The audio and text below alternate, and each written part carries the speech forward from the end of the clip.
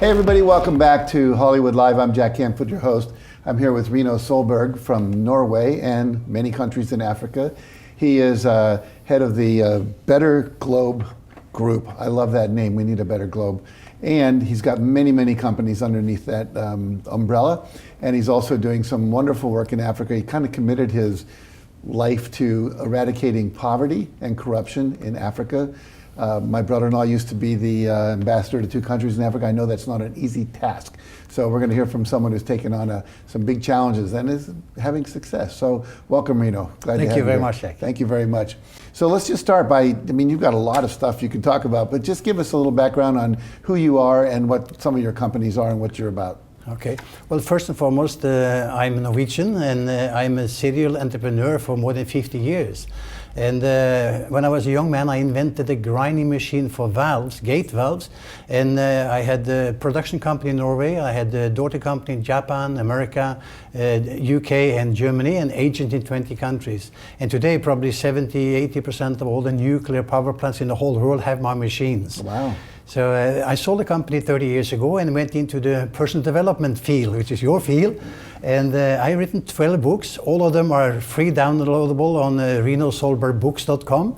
And I also have given more than 1,000 seminars in leadership, sales, motivation, and personal development over the years.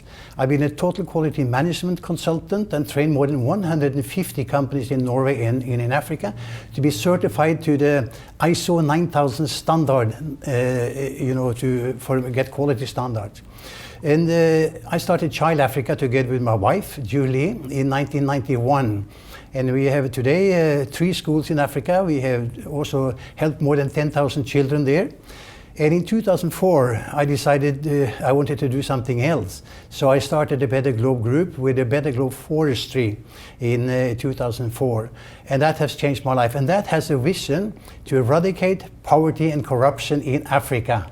And a mission by social entrepreneurship, plant as many trees as there are human beings on this planet. Wow. And thereby finance the sustainable implementation of the vision. What was that moment when you decided to move into eradicating poverty and eradicating corruption? What was the defining event or moment or thought that led you into that work? Well, it was actually when I was 60 years old in 2004. Mm-hmm. I sat down, I had at the time 40 years of experience from businesses. I felt I knew everything, and I wanted to do something else. And just to do more businesses for the rest of our lives. We anticipate being 100 years old, so I'm an optimist. So I said, what should I do the next 40 years of my life? Should I just do business for money's sakes and at the best become the richest guy in the graveyard? I didn't think that was something to look forward to. So I said to my wife, let's take on the biggest goal I can think of. Let's eradicate poverty and corruption in Africa. And we started then doing these things by finding the way to do it. And I got inspired by running Child Africa since 1991. We saw the poor people, the little we did, and helped them a lot. That really inspired me. So I said, that's what we're going to do. We're going to eradicate poverty and corruption in Africa. However, I know for sure that nobody can ever eradicate totally corruption in Africa. I mean, you haven't done it in America even. Right. So that is obvious. But we have the key. After 14 years, we have the key to do it. And when we do it one family at a time and keep it up for 50 to 100 years, the face of Africa would change. That is my opinion.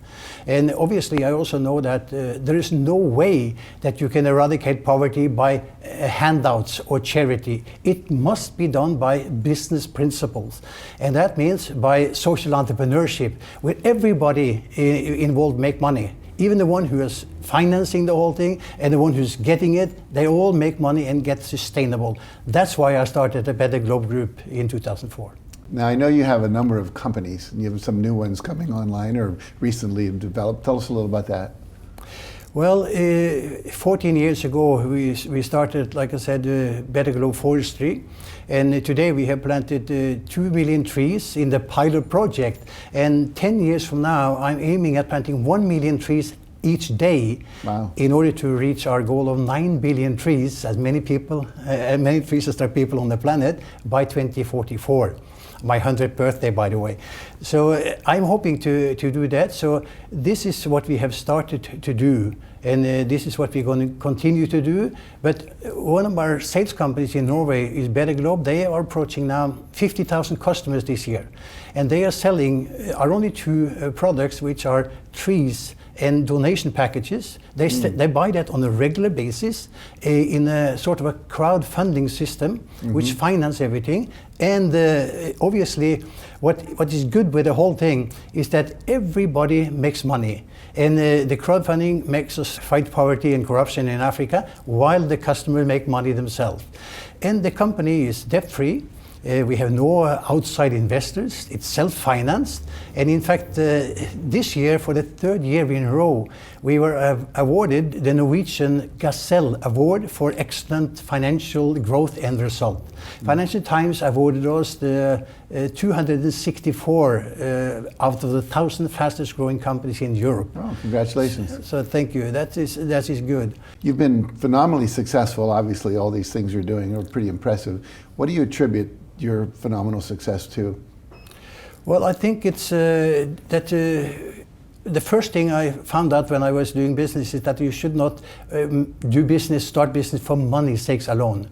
When you really have something that you're passionate about and that you can't live without doing, and like I said, my wife and me, whatever, even if we didn't get any money at all, just barely surviving, we will still do it until our dying day. So if you have passion for something and you really like it, that's when you are successful. And that's what I think we are successful. We have no end, it's going on. I'll never ever finish more than the foundation of my work. I'll never see the reap of the harvest, but that other people will do in years to come. Similar question, here you are, looking back to the guy who just started out, what advice would you give your younger you if you had a couple pieces of advice to give him? Well, I think that first and foremost, you must run your own life and learn the lesson on what to do. And like I just said also, I think the most important is that you want to do it for a cause. You have more motivation. Life is tough, and if you just work for money or just want to do some business because some other people is doing it, whatever, when you hit the brick wall, you don't have strength enough to stand by regardless. If you are passionate about it, you really have to do it regardless. There's nothing that's going to stop you. Then you really are motivated, and I think that that's what I didn't know to start with. Sure. I was trying all kind of products. I had been into so many different kind of businesses, but there's always another one that looks better, and you are motivated to go towards that one. But don't stick to something that you love to do, that you're good at, or you're passionate about. Then your success is granted.